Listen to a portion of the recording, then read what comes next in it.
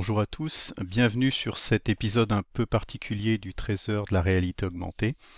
Vous l'avez peut-être vu, il a été impossible la semaine dernière de faire ce Trésor en direct pour cause de problématiques d'emploi du temps. Mars est une période assez chargée et vous le verrez par la suite quand on parlera des événements. Il va se passer beaucoup de choses en mars et en avril, donc on a préféré au sein de l'association vous faire quand même un petit résumé de ce qui s'est passé en février, même si ce sera court et on ne rentrera probablement pas dans les détails. J'en profite d'ailleurs pour vous dire que le mois prochain, il n'y aura probablement pas non plus de 13 heures de la réalité augmentée, puisque le deuxième mardi du mois tombe le 12 avril, et que le 12 avril, c'est l'ouverture du salon Laval Virtual, à Laval. Tout le staff de RA Pro sera présent sur le salon, et très probablement une grande partie de l'écosystème français y sera, donc on verra. Si on a l'occasion de faire quelque chose sur place, on vous préviendra. Mais sinon, on enregistrera quelque chose et on parlera de l'actualité qui s'est passée déjà sur le salon. Qu'est-ce qu'on a découvert? Quelles sont les nouveautés?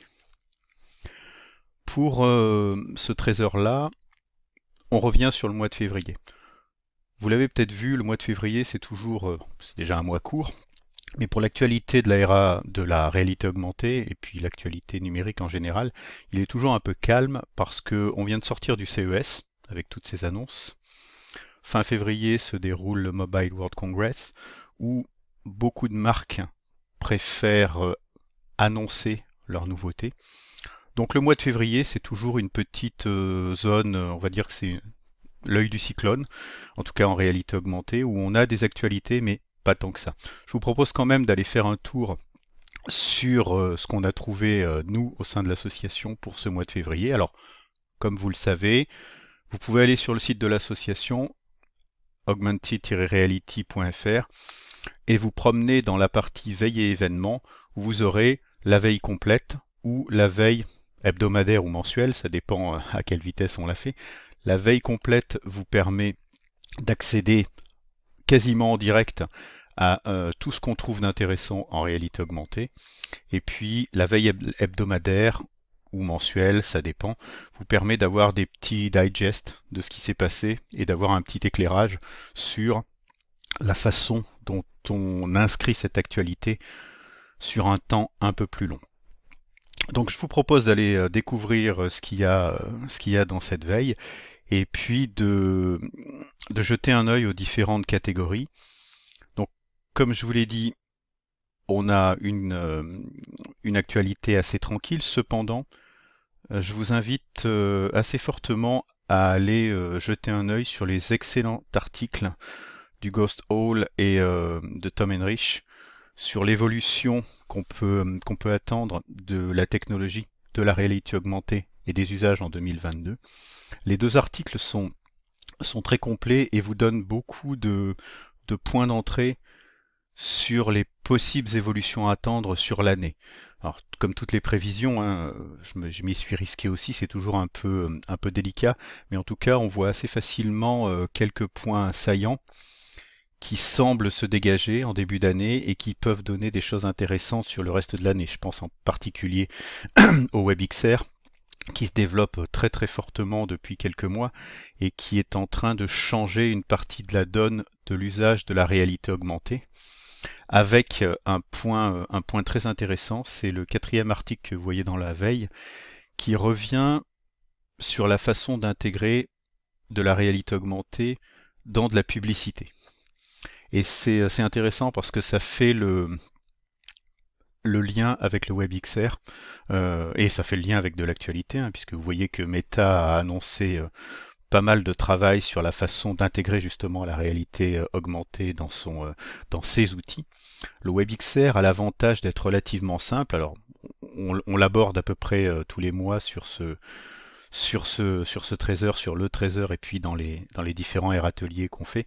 Le WebXR n'a pas vocation, en tout cas pour l'instant, à remplacer toutes les expériences de réalité augmentée, ni de réalité virtuelle d'ailleurs. Par contre, cette technologie a cette possibilité intéressante de pouvoir intégrer assez facilement une expérience dans un portail web. Et donc, on y pense assez rapidement, donne la possibilité de transformer les encarts publicitaires en y associant une expérience de réalité augmentée, quelle que soit l'expérience. De la publicité pour un produit peut donner lieu à une visualisation en 3D du produit. Après, on peut aller beaucoup plus loin. Vous verrez dans les exemples de ces articles, pour intégrer vraiment des jeux, des parcours, des choses beaucoup plus immersives et en tout cas beaucoup plus interactives pour la publicité. Dans l'actualité des entreprises, on a quelques éléments intéressants comme par exemple l'annonce de Qualcomm. C'est quelque chose qui n'est pas passé inaperçu puisque Qualcomm annonce la mise en place d'un lab en Europe. Vous vous souvenez que Meta avait déjà annoncé la mise en place d'un lab et le recrutement, je crois, de 10 000 personnes en Europe pour renforcer ses équipes métaverses. Qualcomm suit un peu le même chemin, ce qui a tendance à montrer que le vieux continent est pas si mauvais que ça dans le domaine des technologies immersives. En France, on a un peu tendance à oublier qu'on a une grosse base technologique et créative. Et c'est intéressant de voir que ces grandes entreprises américaines, eux, ne l'oublient pas et viennent ici travailler, et en tout cas recruter des talents. Alors vous connaissez le revers de la médaille, hein. Si les entreprises américaines recrutent des talents, il faut que les entreprises européennes puissent suivre et puissent avoir les moyens de recruter également des talents.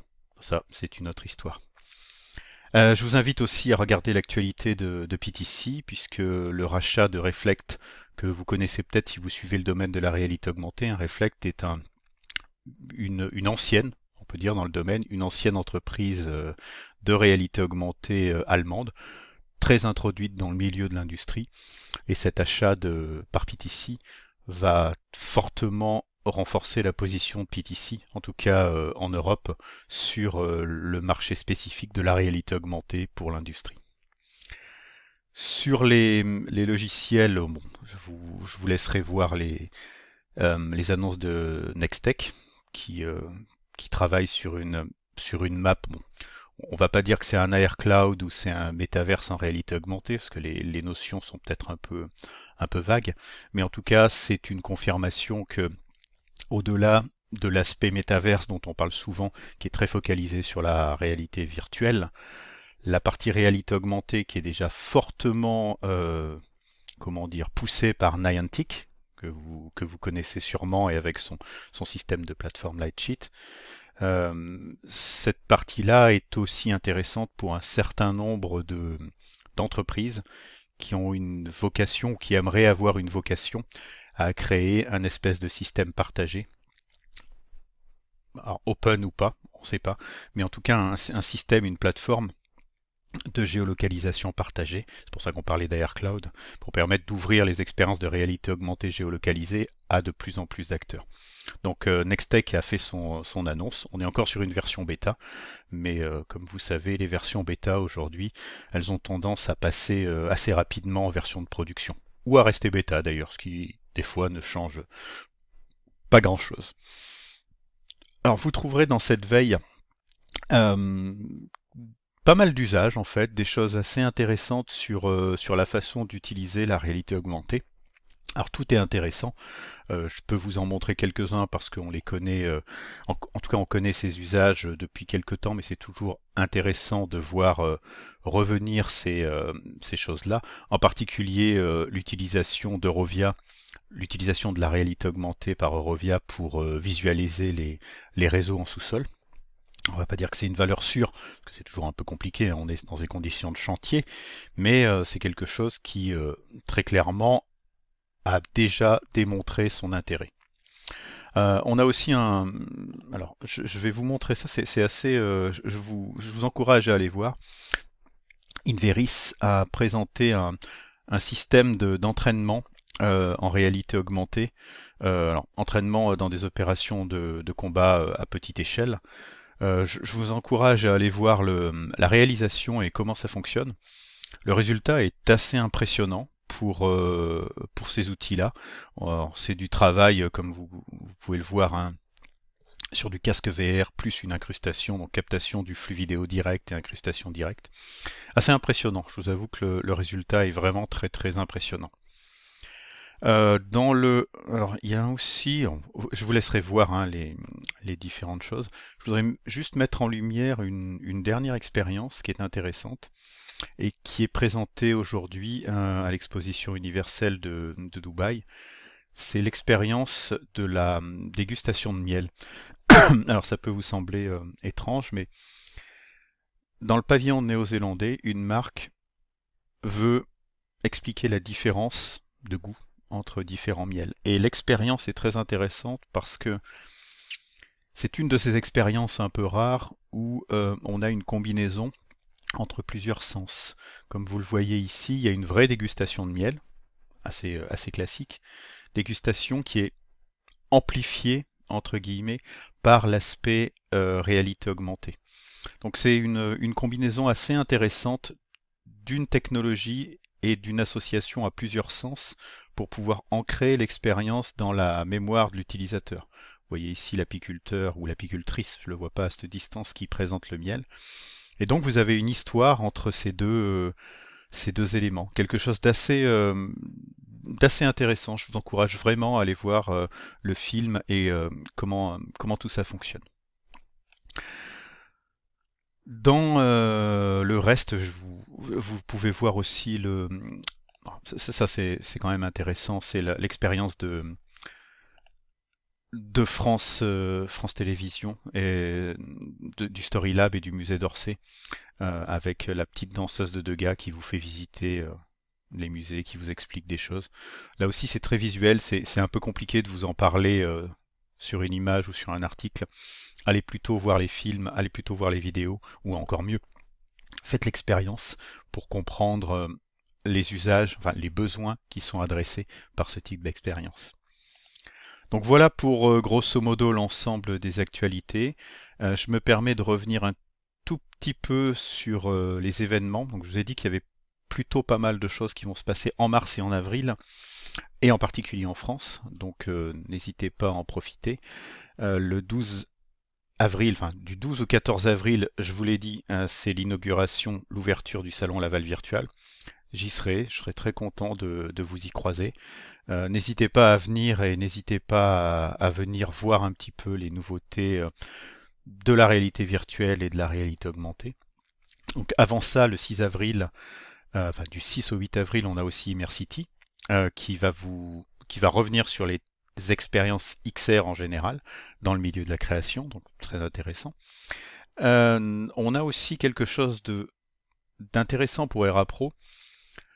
Les 17 et 18 mars, donc dans quelques jours, on sera présent au salon Virtuality. On se retrouvera sur sur le stand XR+, aux alentours de midi. Donc si vous voulez venir discuter avec nous, n'hésitez pas. On sera exactement sur le stand SP16 à midi, le 17 mars, pour discuter, pour se rencontrer, pour voir ensemble si on peut faire des choses intéressantes. Et le jour d'avant, en lien avec France Immersive Learning, on vous invite à une session sur les liens entre l'éducation au sens large et la réalité augmentée. Ça se passera dans les locaux de France Immersive Learning entre 18h et 20h. Donc de 18h à 19h, vous aurez des démonstrations, vous pourrez venir tester. Et de 19h à 20h, on se prendra ensemble une heure pour discuter des avantages concrets de la réalité augmentée, des difficultés aussi pour la mettre en place et du comment on peut faciliter cette intégration pour que l'utilisateur en tire le meilleur bénéfice. Vous êtes cordialement invité à vous inscrire, hein. Vous allez sur le site, l'inscription comme vous voyez est en une, donc vous cliquez, vous vous inscrivez et on sera très content de vous avoir pour discuter sur ces sujets-là. N'hésitez pas si vous avez des questions, on est à votre disposition. Alors encore une fois, désolé pour ce trésor de la réalité augmentée un peu court, mais comme vous le savez, le trésor de la réalité augmentée, c'est normalement tous les mois. C'est ouvert à tous. Si vous avez envie de participer, de venir discuter de l'actualité de la réalité augmentée, si vous avez envie de venir partager une expérience qui vous semble particulièrement intéressante, envoyez-nous un message et puis venez partager avec nous. À bientôt, en tout cas à dans un mois, à peu près. Au revoir.